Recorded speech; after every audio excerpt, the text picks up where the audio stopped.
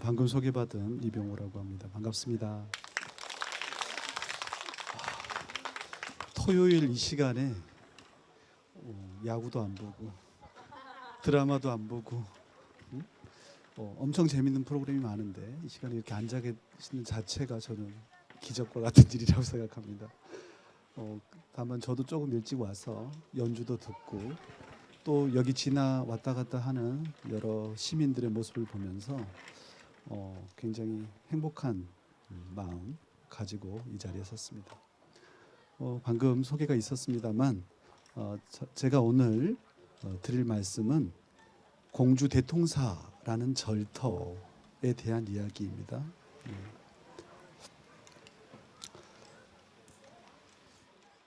대통사라는 절은 교과서에 등장하지 않습니다. 절대 시험에 안 나옵니다.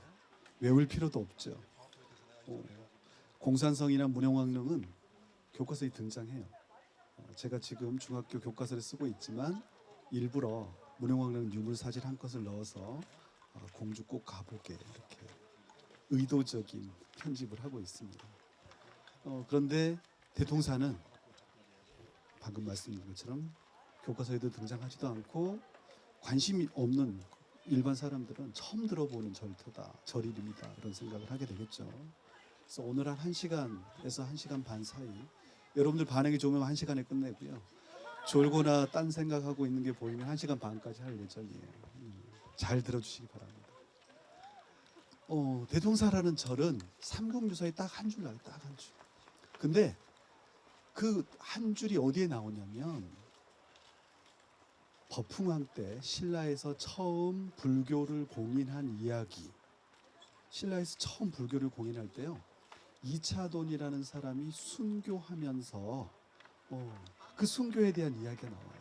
근데 이차돈 순교에 대해서 굉장히 설화적인 이야기가 나오는데 뭐라고 나오냐면 왕이 불교를 공인해서 절을 짓고자 하는데 많은 귀족들이 반대하니까 이차돈이 그럼 제가 목숨을 바쳐서 불교가 영험한 것이고 꼭 필요한 것인가는 것을 증명해 보이겠습니다 라고 하니까 정말 왕이 목을 베죠.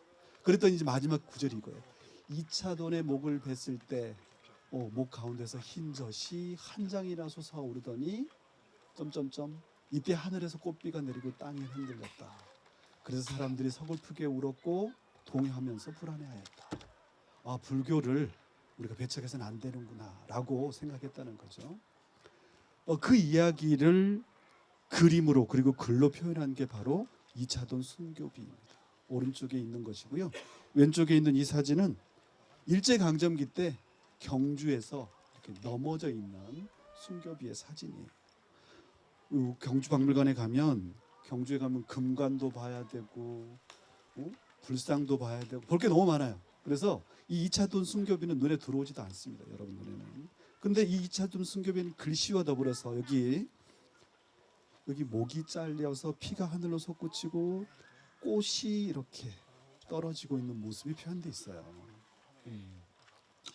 그런데 이 이차돈 순교비의 이야기, 이차돈의 순교에서 마침내 신라에서 불교를 믿고 절을 세웠다. 그 절이 흥윤사다. 이렇게 끝나요. 그렇게 본문은 끝나는데 갑자기 마지막에 한 구절이 더 첨가가 돼요. 뭐라고 첨가가 되냐면 모든 본문이 긴 본문이 끝나고 다 썼는데 마지막에 또 한 구절이 첨가되는데 뭐라고 했냐면 또 대통원년 정민년에는 양나라 무제라는 황제를 위해서 웅천주에 절을 짓고 그 절 이름을 대통사로 하였다. 이게 본문의 마지막에 그냥 한 줄이 딱 추가가 되는 거예요. 그래서 거기에 나온 절 이름이 바로 대통사. 근데 삼국유사를 썼던 일현 스님이 가만히 생각해 보니까 뭔가 미심쩍은 거예요. 그래서 이 아래에 있는 각주는 일현 스님이 내가 생각해 보니까 이 본문에 있는 이 내용은 뭔가 이상한 것 같다. 일현 스님의 생각이에요. 일현 스님이 뭐라고 생각했냐면 이때의 웅천은 공주, 그죠? 웅천주는 통일신라 시대의 공주죠. 그래서 공주인데 당시 신라에 속했기 때문이다. 그러나 정민년은 아닌 것 같다. 정민년은 527년이거든요. 이차돈의 순교에 의해서 흥윤사를 세우자라고 생각한 게 527년인데 517 그 해에 지방에 해당하는 공주의 대통사를 세운다는 것은 뭔가 이상한 것 같다. 그래서 그 해는 527년이 아니라 529년에 세운 것 같다. 최초의 사원인 흥년사를 세우면서 그 지방 조그만 곳에다가 527년의 동시기에 대통사라는 절을 세울 겨를은 없었을 것이다. 이렇게 이제 각주를 붙이는 거예요. 근데 이때 말하는 왜 이련 스님이 이런 각주를 붙였는 거 봤더니 이 대통이라고 하는 것은 양나라 무제가 사용했던 연호예요. 그런데 그 시기가 527년부터 529년에 해당합니다. 그리고 이 이련 스님이 529년이라고 연도를 다르게 설정한 이유가 뭐냐면 529년에 연호를 바꿔요. 뭐라고 바꾸냐면 중대통이라는 연호로 바꾸는 거예요. 그러니까 대통 원년이 아니라 중대통 원년을 잘못 기록했을 것이다 라고 생각을 하시는 거죠. 그래서 527년이 아니라 529년에 대통사를 세웠다. 이렇게 이제 생각을 하신 거죠. 어쨌든 결론적으로 삼국유사에 백제의 웅진 공주의 대통사라는 절이 있었다라는 이 구절이 남아있다는 거죠. 일제시대 때부터 그래서 여기저기에 많은 절터, 왕궁터, 그다음에 왕릉, 무덤에 대한 발굴이 이루어졌죠. 그 과정에서 찍은 사진, 일제시대 때 찍은 사진, 이 사진이에요.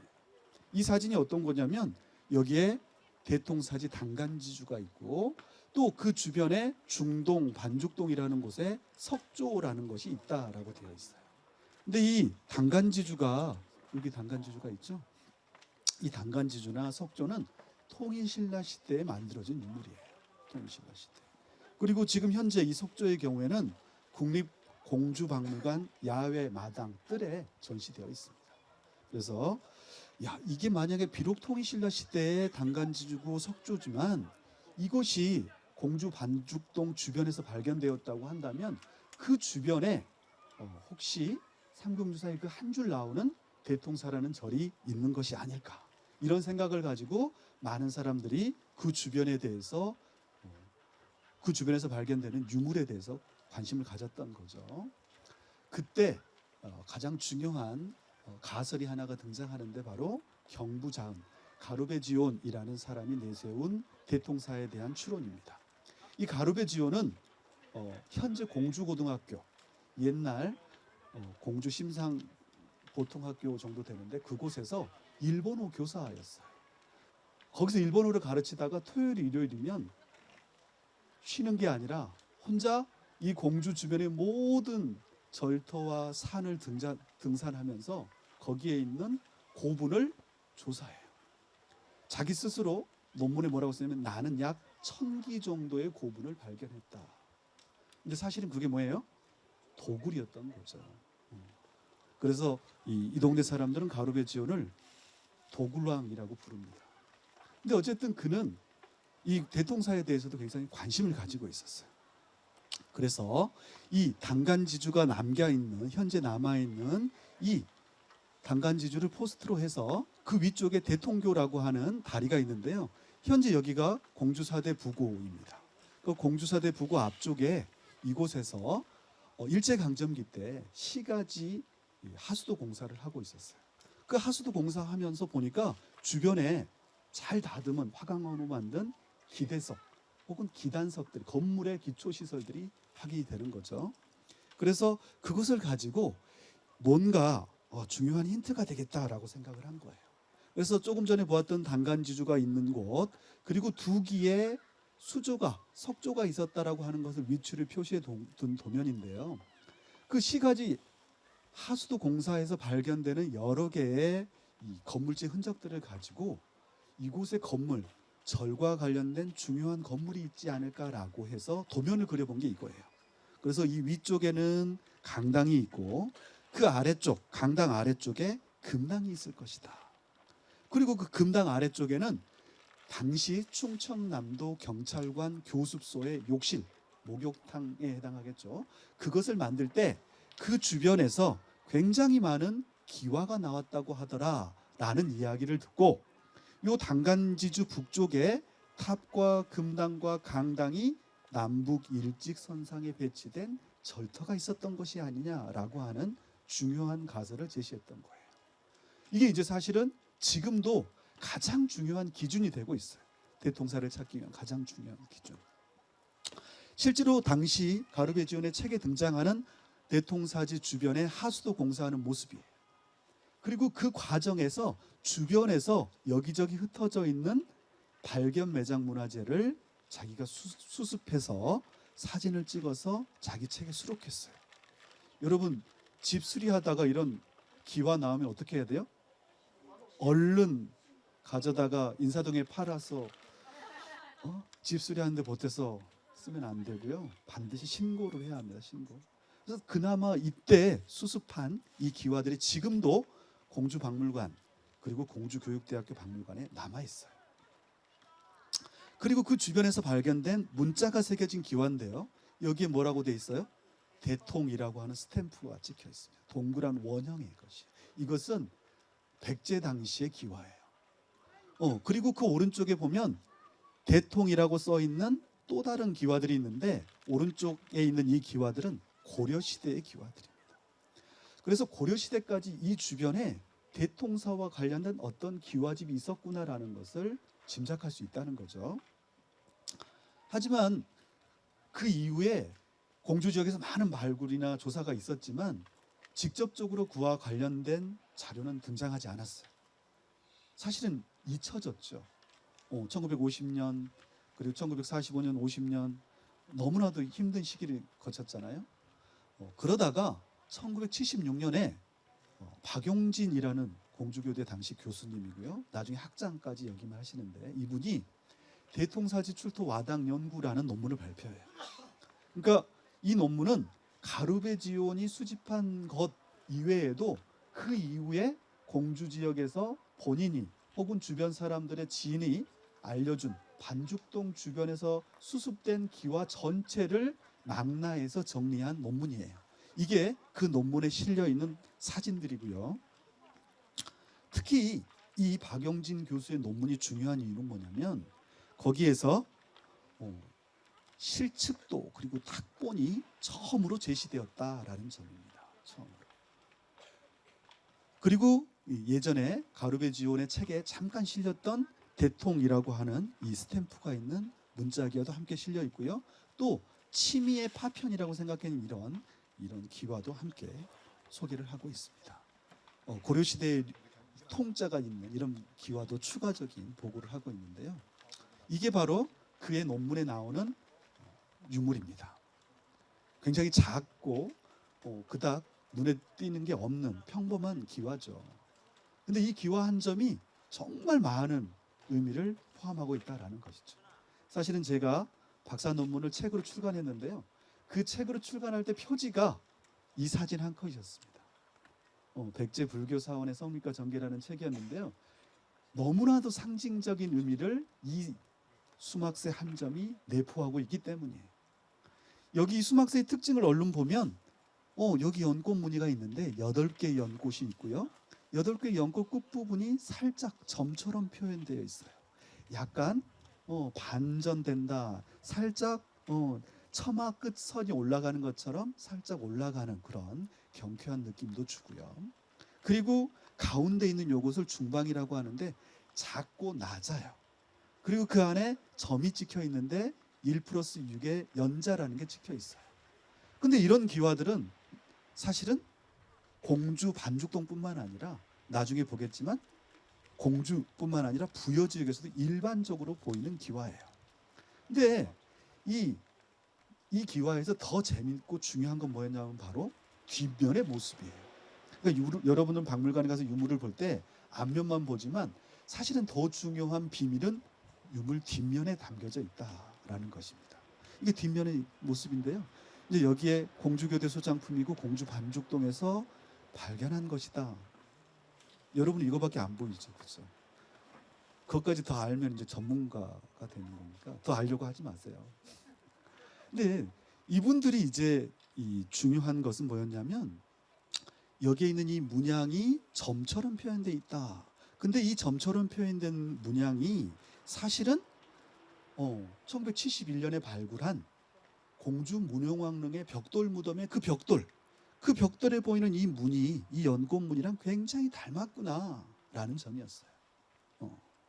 그래서 이 문영왕릉이 만들어진 게 523년부터 처음 축조됐다면 527년에 만들어진 거로 생각되는 이 반죽동에서 나온 이 기와도 520년대에 만들어진 백제 웅진기에 해당하는 수막새인 게 틀림이 없겠다라고 생각을 했고, 그 무늬가, 그 연꽃의 무늬가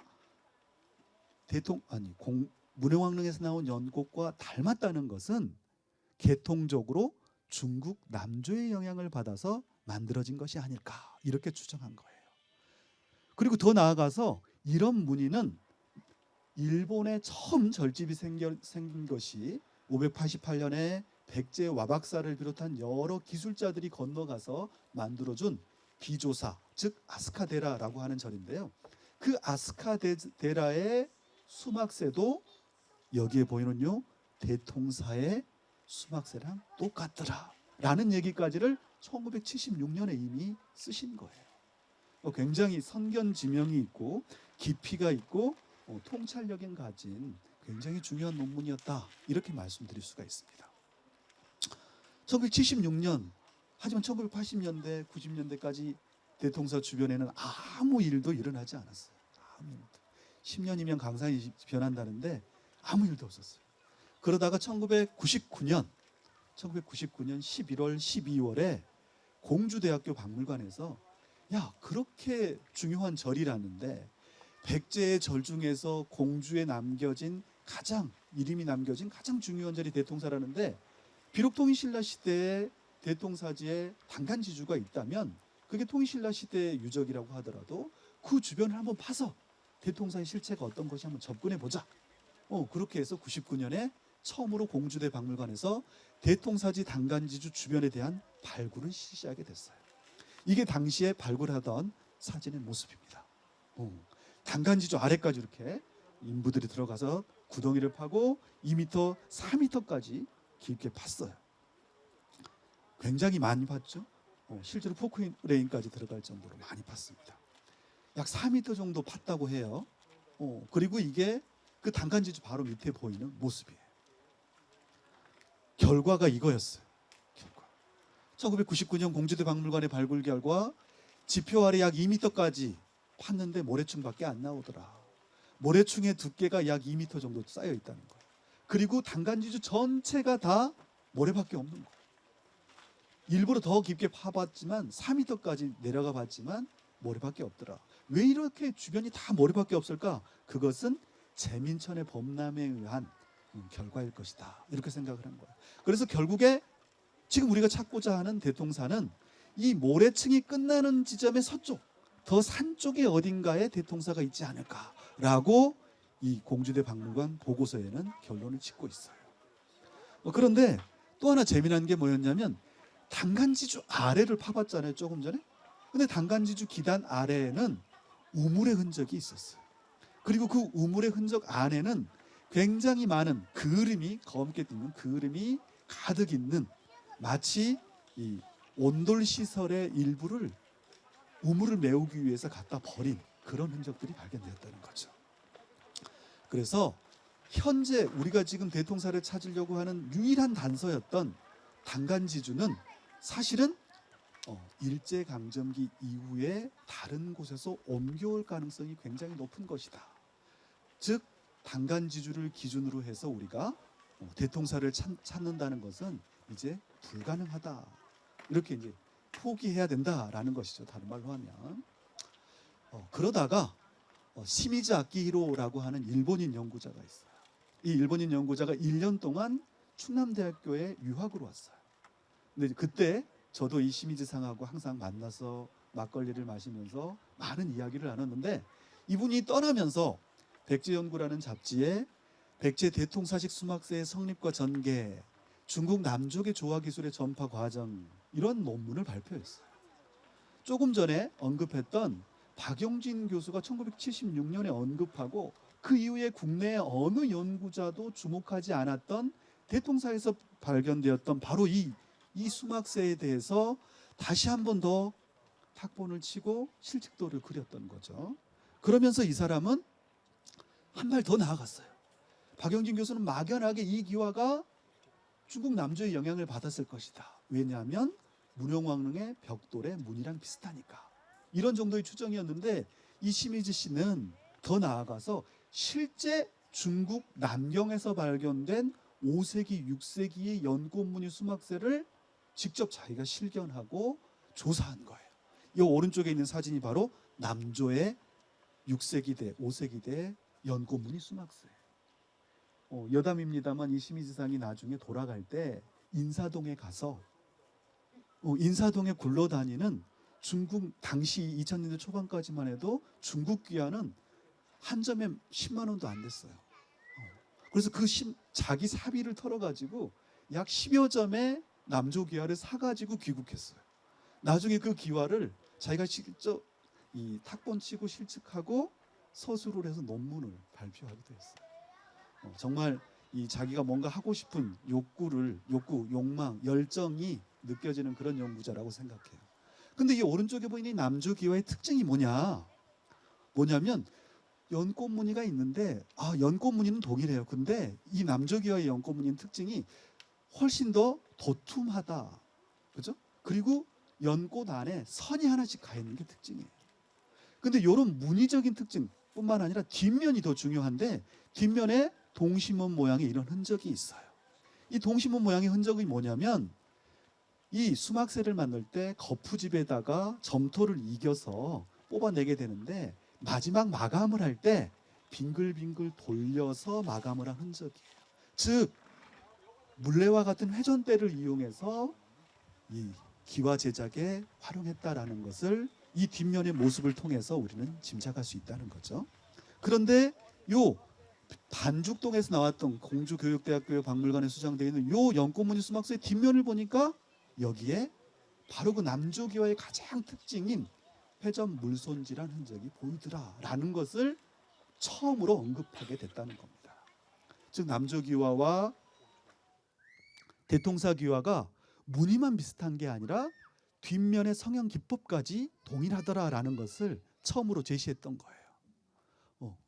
이 반죽동 기와가 중요한 이유는 아까 언급한 것처럼 538년 사비천도 이후에 구활이랄지 부소산성이랄지 관북리랄지 정림사지랄지 이런 절에서 지금 보이는 것과 같은 반죽동 스타일의 연꽃무늬 수막새가 가장 많이 그리고 대량으로 발견되고 있더라.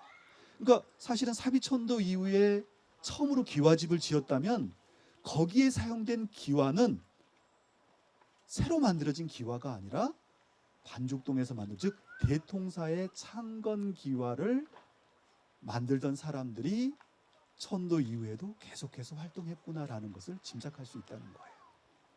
그리고 더 나아가서 일본의 최초의 사원이 아스카데라라고 했는데 아스카데라는 백제 와박사 4명의 와박사가 실제로 가서 거기에서 체제하면서 일본 현지의 사람들을 가르쳐서 기와 제작 기술이 전수되는 그런 곳이에요. 근데 일본 연구에 따르면 이 아스카데라에는 왼쪽과 오른쪽 두 그룹이 사용되었다라는 게 밝혀졌어요. 차이를 느낄 수 있나요, 여러분?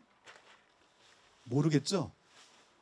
왼쪽에 있는 것은요, 뭐라고 표현하냐면 요 끝부분이 하트 모양.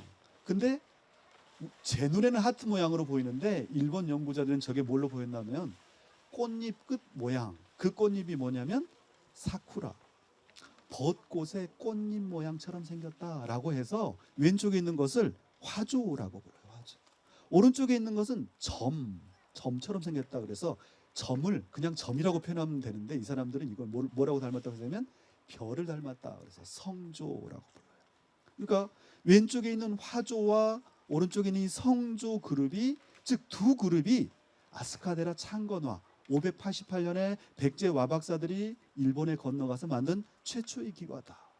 이런 것이 일본 연구에 밝혀졌는데 특히 오른쪽에 있는 요 점주상이라고 하는 것의 원류가 대통사다라는 이야기까지를 시민상에 하게 되었던 거예요. 굉장히 중요한 발견이었고 여기에서는 이제 생략되었지만 이 점주상 성조 그룹의 뒷면도 회전 물손질인 적이 있어요.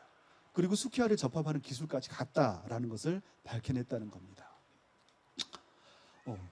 어쨌든 이렇게 중요한 의미를 갖는 대통사의 그 기와, 그렇다면 진짜 대통사는 없는 걸까라는 거죠. 앞서 언급한 것처럼 1999년에 공주대 박물관에서 발굴했지만 백제 관련 유구나 유물은 전혀 보이지 않았다. 그럼 이제 포기해야 되냐라는 것이죠.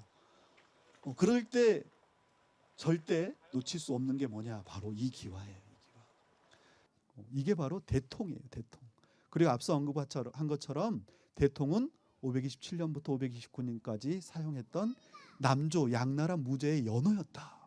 이게 이 주변에서 발견됐다는 것은 이 주변에 527년부터 529년에 만들어진 기와집이 있다. 그 기와집의 실체는 뭐냐? 그게 관청일 수도 있고 왕궁일 수도 있고 절터일 수도 있지만 삼국유사의 그 기록을 생각해 본다면 절터일 가능성이 높다. 여전히 대통사가 있을 거라는 희망을 놓칠 수 없다. 그래서 항상 제가 느끼는 건 뭐냐면 준비하고 기다리면 언젠가 나오더라. 이게 저는 박물관에 있을 때 제가 항상 왜 일본에는 있는데 우리나라에는 없지? 야, 중국에 이 자료가 나오고 일본에 이 자료가 있으면 한반도에는 왜 이게 건너뛸 수 없잖아요. 그래서 주변 공부를 하다 보면 갑자기 아주 작은 단서들이 나와요. 그래서 그 단서를 가지고 예전에 읽었던 중국이나 일본 자료를 가지고 이것이었구나라는 걸 찾아가는 거죠.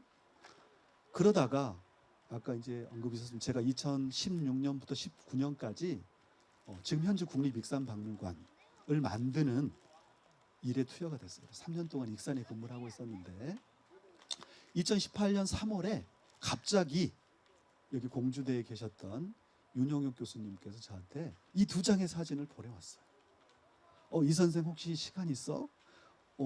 내일 모레 이 반죽동 일대 197-4번지라는 곳에서 현장 설명회를 한다는데 혹시 시간 되면 같이 보게 오세요. 그러면서 네 알겠습니다. 가겠습니다라고 했거든요. 그래서 대신 가기 전에 이런 유물이 나왔대라고 하면서 두 점의 사진을 보내준 게 이 사진이에요. 저에게는 정말 충격이었어요. 충격. 왜 충격이었을까요? 왼쪽에 있는 이 사진, 누군가 이제 작업하다가 세척하고 있는 과정에 얼른 찍은 사진이죠. 근데 그러니까 어때요? 무늬가 너무 잘 보여요. 그죠? 가르쳐주지 않아도 무늬 다 보여. 8개의 꽃잎이 있고 8개의 작은 연자가 있고 여기 있는 이 연꽃 무늬들은 앞서 언급했던 그 대통사의 연꽃 무늬랑 너무 닮았구나. 누구나 다 동의할 수 있을 것 같아요. 더 충격이었던 건 오른쪽에 있는 이것이었어요. 이것은 뭐냐면 흙으로 만든 테라코타 같은 거예요. 테라코타. 흙으로 만들고 저화도로 구워낸 것인데 학자들이 이걸 뭐라고 그러냐면 소조상이라고 불러요. 근데 이 소조상은 완형이 아니죠. 파편이에요. 근데 저는 완형보다 파편을 보는데 훨씬 더 매력을 느끼는 게 왜냐면 잘 보고 있으면요. 왼쪽 눈이 처졌어요. 보이시나요? 제 눈이 좀 처졌어요. 또 하나 코가 있는데 코가 정면을 바라보고 있지 않아요. 약간 한쪽 방향으로 틀어져 있어요. 그리고 입술이 올라가 있죠. 입술이 올라가 있어요. 그래서 뭐냐면 이게 불상이라면 훨씬 더 근엄한 표정을 하고 있을 텐데 약간 인간적인 얼굴을 하고 있다. 이렇게 이제 얼른 이야기할 수 있죠. 그렇다면 이건 뭘까? 이것은 몇 가지가 떠오르는 거죠. 머릿속에서. 내가 그 전에 봐왔던 어떤 자료들이. 어쨌든 이 2018년 3월에 엄청난 자료가 나왔고 4월 1일자 연합뉴스에 실린 기사입니다. 그 197-4번지 일대에서 한옥을 지으려고 공사를 했는데 그 안에서 대통사의 실체를 드러내주는 것으로 생각되는 엄청나게 많은 기와와 명문기와와 유물들이 쏟아져 나왔다. 이런 기사였어요. 여기 이제 인부 아저씨들을 보면 지금 지표 표토보다 훨씬 더 아래쪽에서 작업을 하고 있죠. 그리고 그 안에 수북하게 쌓인 수천 매에 해당하는 암기와 수키와들입니다. 정말. 그리고 이 암키와 수키와들의 뒷면, 요 사진 한 컷을 왜 굳이 넣었을까요? 사실은 요 위쪽에 있는 요 표면만 봐서는 이 기와가 백제 기와인지 고려 때 건지 조선 때 건지 사실은 엄격하게 구분이 잘 어려워요. 근데 뒷면을 보면 이렇게 줄이 가 있죠. 10cm 정도 돼 있는 이런 줄이 가 있어요. 이것은 제작할 때 생긴 흔적인데 이걸 이 모습을 통해서 이 기와는 메이드 인 백제구나. 에이, 믿을 수 없어. 믿을 수 없죠. 그걸 알아내니까 전문가인 거예요. 자, 어쨌든 이 기와를 통해서 우리는 이곳에서 뭔가 대통사와 관련된 중요한 발견이 있었구나라는 걸 짐작하게 되었고요. 그 이후에 이 197-4번지 주변에서도 요 빨갛게 돼 있는 것들 있죠. 이 주변에서도 한옥을 짓는 과정에서 터프하게 공사를 했는데 그 주변에서 백제와 관련된 여러 개의 유물이나 유구들이 확인이 됐어요. 위치적으로 보면 여기 공주사대가 보고가 있고 대통교라고 하는 곳이 있습니다. 앞서 언급했던 단간지주보다 북쪽에서 약 150m 떨어진 곳이에요. 그리고 그 주변에서 나온 반죽동 출토 여러 가지 유물들입니다. 이 이야기의 오늘 이야기의 핵심이 이거예요. 이 197-4번지 주변에서 엄청나게 많은 기와들이 나왔는데 사실 이것이 대통사랑 매우 관련이 깊더라라는 얘기가 오늘 이야기의 골자입니다. 여기에 나온 수막새, 안막새라는 것, 그 다음에 도장이 찍힌 여러 가지 명문기와 그리고 앞서 언급했던 이런 소조상들이 함께 나왔는데 대체 이것은 뭐냐면요. 건물이 불탄 이후에 폐기된 것들이에요. 다른 말로 하면 쓰레기예요, 쓰레기. 근데 우리는 이 쓰레기 더미 속에서 대통사라고 하는 절의 단초를 확인한다는 거죠. 그리고 거기서 함께 나온 벽돌들입니다. 여기 있는 이 벽돌들은요, 나중에 보시겠지만 무령왕릉에서 출토된 벽돌과 같은 도구로 제작된 거예요. 즉 520년대 후반에 만들어진 메이드 인 백제인 게 분명하다는 거죠. 고려시대 명문귀화지만 여기에 대통사, 여기는 대통지사라고 해서 고려시대까지 이 근처에 대통사라는 절이 있었구나라는 것을 명확히 확인할 수 있습니다. 그 주변의 이 모습들이고요. 여기 단간지주 북쪽에 있다라는 거. 자, 구체적으로 어떤 것들이 나왔는지 좀 더 상세히 보겠습니다. 최근에 2018년에 발굴된 새로 발견된 와당이에요.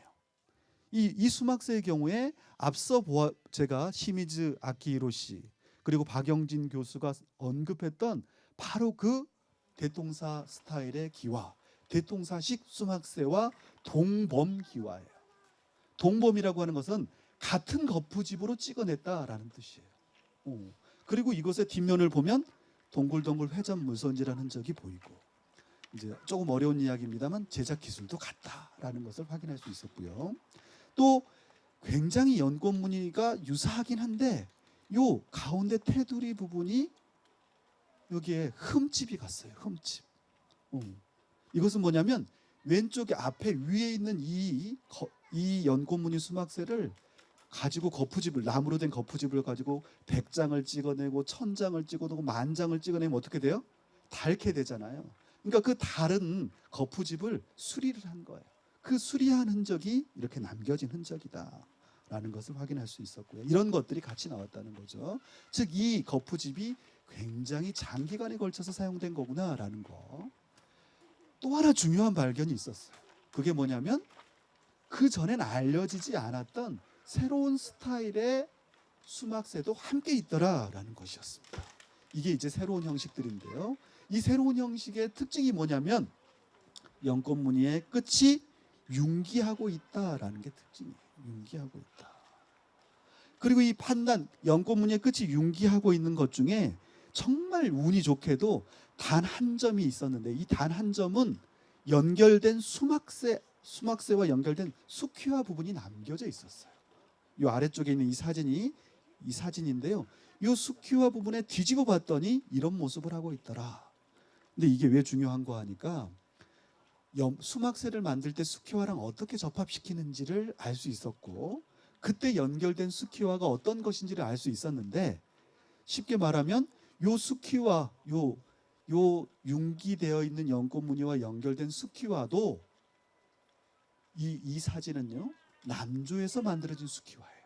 남조의 수키화. 그러니까 이 남조의 수키화에 유단식 끝이 이렇게 단이져 있는 것과 더해서 요 끝 부분에는 마포 흔적이 없는데 여기 있는 이 대통사에서 발견된 유단식 수키화에도 마포 흔적이 없더라. 즉 그전에는 남조 스타일의 문양과 회전 물손질이라는 것만 영향을 받았다고 생각했는데 그 막세에 연결된 수키화 역시 남조 스타일의 수키화와 관련이 깊더라라는 것이 증명이 되었다라는 것이죠. 그리고 또 하나 재밌는 게 나온 게 바로 이 안막세라는 것입니다. 안막세. 그러니까 지붕 위에 여러분 한 번도 지붕을 유심히 본 적이 없을 거예요. 근데 지붕 위에 아래쪽에 넓게 펼쳐진 걸 암키화라고 하고 그 끝부분에 문양이 있는 걸 안막세라고 하는데 지금까지 웅진기, 사비기의 백제에 과연 안막세가 있었을까에 대해서 많은 사람들이 의심을 가지고 있었어요. 그런데 이 반죽동에서 처음으로 이 끝부분에 손가락으로 누른 듯한 무늬, 그래서 지두문 안막세라고 하는 것들이 나왔고요. 또 이곳은 이 끝부분이 단이져 있어요. 그래서 이 부분이 안막세라는 것을 확인할 수 있었어요. 그런데 이 두 점의 유물의 경우에 공통적으로 뭐가 있냐면 이 부분에 붉은색으로 뭔가 흔적이 있더라라는 게 특징이에요. 이게 굉장히 중요한 관찰 포인트인데요. 왜 이게 중요하냐면 이게 이제 일본 아스카데라의 창건기 기와를 가지고 당시 아스카데라의 기와 지붕이 어떻을까라는 것을 일본의 조그마한 박물관에서 전시하고 있는 사진이에요. 여기 보면 끝부분에 수막세가 있고 수키화가 있고 암키화가 있고 이 부분에 이제 나무가 연결되는 거죠. 여기는 이제 아스카데라의 경우에는요, 암막세가 없어요. 그냥 암키화를 암막세 자리에 얹어 놓는 거죠. 근데 그 아래 나무에 붉은색 페인트 같은 것들이 칠해졌다. 이게 중요하다. 그리고 실제로 토인신라 시대에 발견된 경주 지역에서 발견된 암막세의 모습이에요. 이게 암막세의 모습이에요. 앞쪽에 문양이 있는데 요 아래 여기에 해당하는 부분에 보니까 공통적으로 붉은색 페인트 같은 것들이 칠해지는 거죠. 왜 그럴까요? 너무나 당연하게도 페인트 칠하다가 아무리 열심히 주의 깊게 한다고 해도 우연히 안막세에 해당하는 자리에는 페인트가 묻을 수밖에 없는 거죠. 그래서 학자들은 여기 문양이 있는 지두문 안막세도 붉은색 페인트가 있고 선이 앞부분에 단이져 있는 것도 붉은색 페인트가 있으니까 요 두 개는 안막세구나라는 걸 알 수 있어요. 그런데 요 세 번째 있는 요 놈은 뭐냐면 그냥 평범한 암키화예요. 근데 암키화인데 여기에 붉은색 칠이 돼 있죠. 그러니까 이것은 그냥 암키화에다가도 암키화도 안막세로 사용했구나라는 것을 추정할 수 있는 거죠. 그래서 이 유물을 볼 때 이렇게 붉은색 칠이 있다는 것은 백제에서 이 반죽동에서 새로운 형식의 안막세도 사용했구나라는 것을 처음으로 확인할 수 있었어요. 굉장히 중요한 발견이었고 앞으로 이것이 미칠 파장은 학계에 미칠 파장은 굉장히 크다고 저는 생각해요.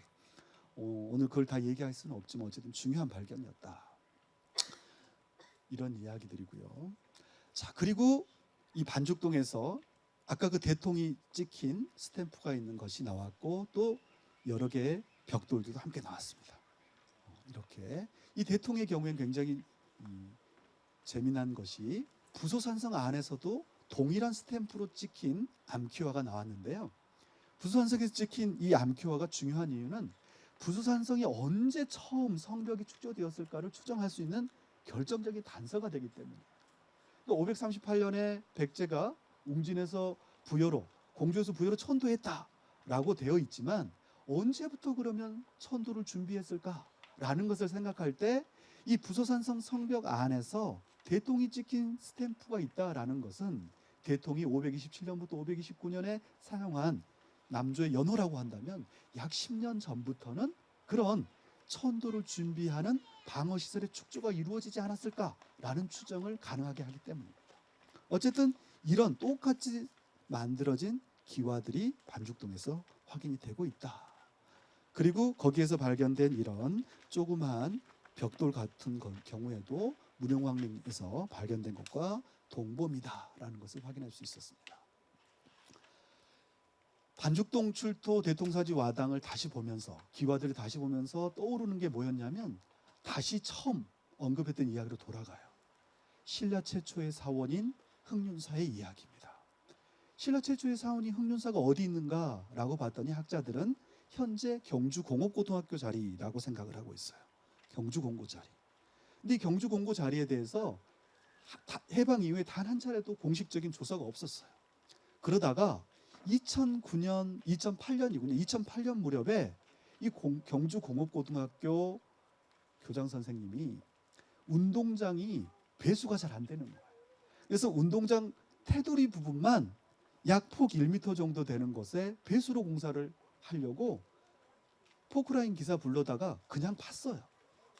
한 100m 정도를 팠어요. 근데 1m도 파지 않았는데 그 안에서 수천 매가 되는 기와들이 쏟아져 나온 거예요. 교장 선생님이 덜컥 겁을 먹고 어떻게 했어요? 덮어? 쓰면 이 실체를 몰랐겠죠. 그래서 급하게 국립경주박물관에 전화를 했어요. 도와주세요. 어떻게 하면 됩니까? 제가 뭔가 큰 실수를 한 것 같은데. 그래서 경주박물관 사람들이 곧바로 가서 현장 조사를 해서 수습한 자료가 여기에 있는 이 자료들이에요. 여기 흥륜사의 흥으로 생각되는 글자, 절로 생각되는 절사자. 그래서 이곳이 진짜 흥륜사일 가능성이 높구나라는 게 알려졌고요. 오른쪽에 있는 이 기와, 이 4점의 기와가 당시 보도 자료에 배포됐던 사진이에요. 근데 저는 이것을 사진, 연합뉴스 기사로 처음 접했는데 이 기와를 눈여겨본 거죠. 이 기와를. 그래서 나중에 2011년에 발굴 보고서가 나오게 되는데 그 발굴 보고서에 실린 기와가 바로 이 기와예요.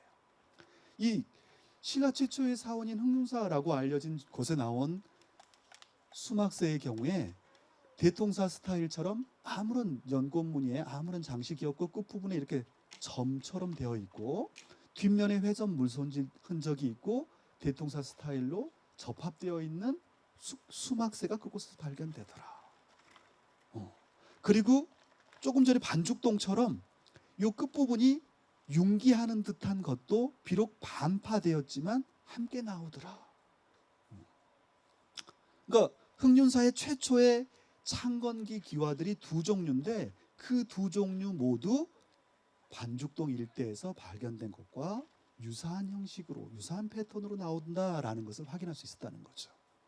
그러면 수막새만 그럴 뿐이지 신라 사람들한테 제가 이거 가서 발표했더니 너무너무 싫어하는 거예요. 진심으로. 경주 사람들은 백제에서 영향받았다면 싫어해요. 경주 사람들은요 고구려 영향받았다 그러면 좋아해요. 근데 신라에서 백제에서 받았다면 싫어해요. 그래서 제가 더 연구를 해서 그러면 수막새뿐만 아니라 수막새에 연결된 수키화는 어떨까? 근데 진짜 거짓말처럼 그 경주 공고에서 딱 한 점 나왔어요. 요 놈. 근데 이 놈이 특징이 뭐냐면 바로 요 오른쪽에 있는 것은요 정지산에서 발견된 수키화인데 정지산에서 발견된 수키화랑 동일한 방식으로 제작된 수키화더라. 구체적인 내용을 생략하겠습니다만 앞서 언급했던 남조 스타일의 수키화가 정지산에도 있고 반죽동에도 있고 그 수키화가 신라 최초의 사원인 흥륜사에도 보이더라라는 얘기입니다. 그럼 막새, 안막새는 없던가라고 생각을 해봤어요. 그랬더니 안막새가 있어요. 어디에 있냐면 찾으셨어요 여러분? 이거예요. 이거. 이게 뭐냐면 끝부분이 이렇게 단이져 있는 거예요. 단이져 있는 거. 이렇게 단이져 있는 게 반죽동뿐만 아니라 구활이라고 해서 부여에도 나왔어요. 그런데 이것이 끝이 단이져 있는 것이 안막새라는 것을 어떻게 발견하게 됐냐면요. 오른쪽에 있는 이 사진인데요. 이 뒷면에 여기 보이나요?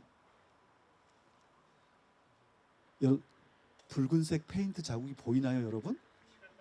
보이세요? 잘 안 보이죠. 근데 저는 보이더라고요. 이게 보이지 않는데 보여요, 제 눈에는. 왜 보이냐면요. 이게 일본에서 그냥 보통의 암기와에 있는 페인트 자국이에요.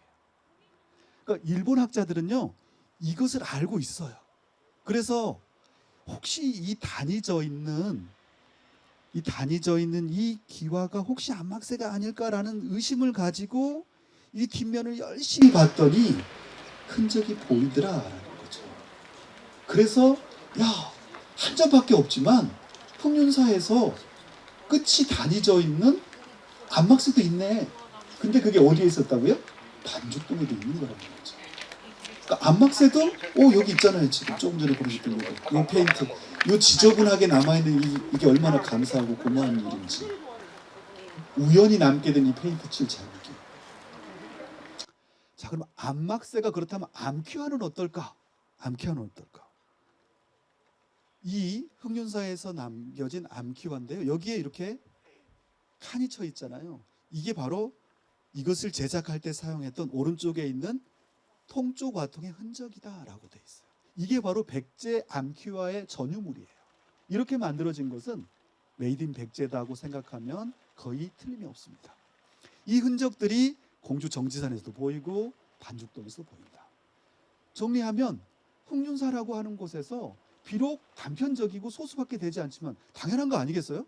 운동장에 지금 배수로 공사하다가 우연히 발견된, 정말 우연히 남겨진 그 안에서 정말 작지만 백제 스타일, 특히 대통사 스타일의 수막새와 안막새, 암퀴화와 수퀴화가 보인다. 정말 놀라운 발견이 아닐 수 없습니다. 근데 그 과정에서 더 저를 설레게 했던 유물이 바로 이 유물이에요. 이 유물. 왼쪽에 있는 유물. 보고서에 뭐라고 되어 있냐면 통쪽 와통의 흔적이 있다. 그런데 그 아래쪽에 요 마치 공으로 탁탁 친 듯한 요 흔적 보이나요?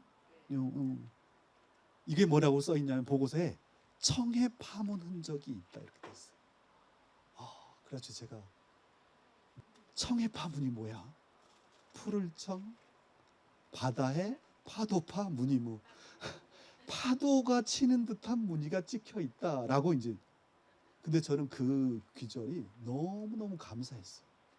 그러니까 정말 그 사람은, 왜냐하면 그런 용어를 써요. 그 동네 사람들은. 그래서 그냥 자기들이 보이는 대로 거기에 보고서에 기술을 해놓은 거예요. 그래서 청해 파문이 있다. 근데 이 기록이 왜 중요한고 하니 오른쪽에 있는 것은 일본 아스카데라의 평기화예요. 암기화예요. 암기화인데요. 여기에는 이제 두드림 판의 흔적이고 안쪽에 보니까 여기 쪽이 이렇게 돼 있죠. 통쪽화촉의 흔적이다. 백제 기술자들이, 와박사들이 일본 가서 만든 흔적이구나. 근데 일본석이나 기록에 의하면 당시 일본에 건너갔던 와박사는 4명밖에 없어요. 근데 절집에서 아스카데라 같은 금당 하나를 완성하는데 소요되는 평균 기와의 양은 3만 점에서 3만 5천 점. 그럼 4명이 가가지고 3만 5천 장 다 만들었을까요? 금당만 있는 게 아니고 목탑도 있고 회랑도 있고 문도 있는데 그걸 혼자 다 만들어요? 저는 그렇게 못해요. 뭐 어떻게 했을까요? 당연한 것이겠지만 거기에 있는 일본 사람들을 데려다가 가르쳤겠죠. 뭐 어떻게 가르쳤냐라는 거죠. 일본 사람들이 정말 유물을 꼼꼼하게 보거든요. 그 사람들이 발견해 놓은 게 바로 이거예요. 여기 이 아래쪽에 있는 이거 보이나요? 여기 동글동글 돌아가는 이 흔적들이 있더라. 반대편을 보니까 여긴 일직선상으로 되어 있는, 여기는 열이 다르네. 왜 이런 흔적이 있을까라고 생각을 했던 거예요. 결론적으로 뭐였냐면 이 흔적은 대형 1m가 넘는 대형의 항아리를 만들 때 사용했던 내박자의 흔적이다라는 것이에요. 내박자가 뭐냐면 바깥에 두드림판으로 두드릴 때 토기가 찌그러져 버리잖아요. 그러니까 안쪽에 동그란 것을 대고 두드립니다. 여기 바로 대형 항아리를 제작할 때 사용했던 내박자의 흔적이다. 무슨 뜻이냐면, 그래서 일본 학자들은 이 증거를 가지고 뭐라고 해석을 하냐면 백제 와박사들이 일본에 와서 일본 현지의 토기공인, 특히 대형 항아리를 굽던 토기공인들을 데려다가 훈련을 시켜서 이 기와를 제작했을 것이다. 놀라운 발견 아닙니까? 당연한 거겠죠. 왜? 토기를 제작하는 것은 점토를 이용해서 모양을 만들고 일정한 온도에서 구워내는 거기 때문에 기와하고 큰 차이가 없잖아요. 그래서 당연하게 현지에 있는 토기 공인을 모셔다가 함께 가르쳐 줬다. 이 조그만 흔적을 가지고 그걸 발견해냈어요. 제가 그 논문을 읽었단 말이죠. 근데 흑륜사의 요 통쪽 와통은 누구나 다 찾아냈는데 요 청해 파문이 뭐냐? 청해 파문. 그래서 봤더니 이 청해 파문이라고 해놓은 것이 바로 신라의 6세기 토기의 내박자의 흔적이다라는 것이었던 거죠. 무슨 뜻이냐면 백제에서 대통사 스타일의 기와를 만들던 와공인, 전문적인 기와 공인들은 신라에 가서도 신라 현지에서 토기를 굽던 공인들을 데려다가 기와 제작 기술을 전수해 주었다. 이게 바로 그 흔적이다라는 것입니다. 그러니까 사실 우리는 지금까지 계속 수막새 이야기하고 뭐 안막새 이야기하고 물질만 얘기했는데 갑자기 뭐가 나왔어요? 이제 사람의 이야기가 나온 거예요. 이 조그마한 이야기, 이 조그마한 단서를 가지고 어떤 방식으로 기술의 전수가 이루어졌을까? 백제 사람들은 어떤 방식으로 신라에, 어떤 방식으로 일본의 기술을 전수해 줬을까? 너무나도 상식적이지만 토기 공인들을 데려다가 훈련시켰고 그것 때문에 신라는 조금 있다가 자체적으로 기와를 생산했고 일본도 자체적으로 생산했다. 사실 그러면 다시 돌아와야죠. 그럼 백제는 어떻게 받았을까? 백제는 외부로부터 새로운 문물을 받아들일 때 어떤 패턴으로 문물을 받아들이고 기술을 전수받았을까? 단순히 물건 하나 수입해가지고 이게 이루어지는 건 아닐 거 아닙니까? 그래서 나온 이야기가 바로 송산리 29호분에서 발견된 바로 이 명문 벽돌이에요. 몇 해 전에 갑자기 나온 유물인데요. 여기에 음각으로 글씨가 써 있습니다. 이게 이제 그 내용인데 뭐라고 되어 있냐면 조차시 건업이냐. 내용은 이것을 만든 것은 건업입니다. 건업입니다. 그러니까 남경에서 이 건업은 당시에 남경의 옛 이름이에요. 이 건업은 당시에 남경의 수도의 이름이 아니라 그 이전의 지명이에요.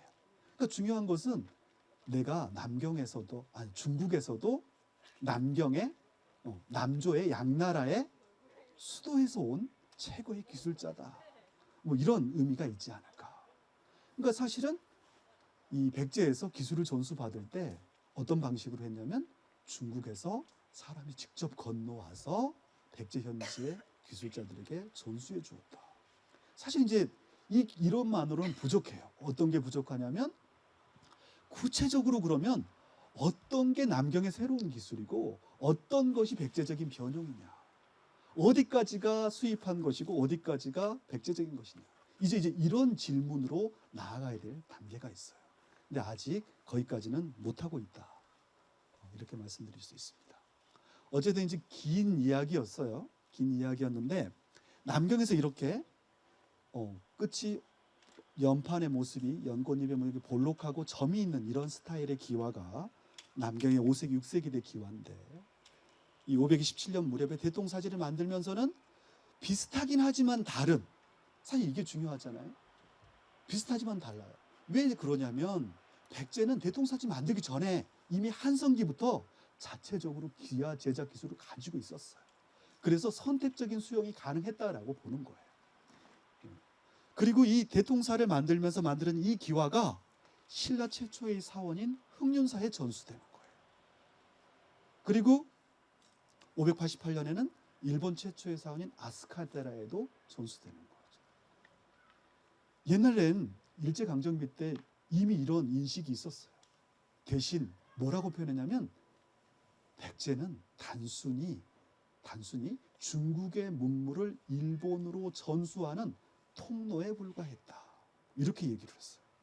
근데 여기에서 중요한 핵심은 뭐냐면 이 대통사지에 이 발견된 이 기와는 남조의 영향을 받아서 성립된 것임에도 불구하고 백제적인 모습이 있는 것이고 흑륜사나 아스카데라에 보이는 이 기와는 남조의 원료를 두고 있지만 그 직접적인 조상은 바로 백제다라는 것이 바로 핵심이라는 거죠. 사실은 공산성도 그렇고 문흥왕릉도 그렇고 백제 역사 유적지구의 핵심적인 가치는 어떤 것이냐.